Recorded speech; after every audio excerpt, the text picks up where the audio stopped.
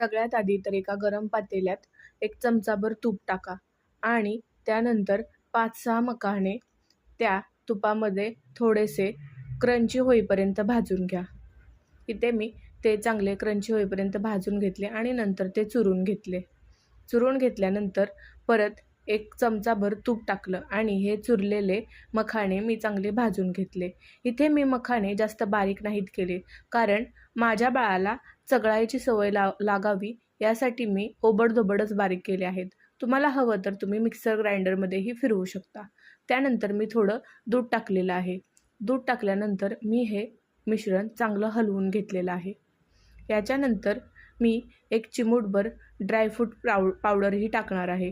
ड्रायफ्रूटमध्ये मी बदाम आणि काजूंचा आणि थोड्याशा वेलचींचा भाजून मिक्सचर केलेलं आहे. त्यानंतर गॅस बंद करून मी याच्यामध्ये गूळ टाकलेला आहे.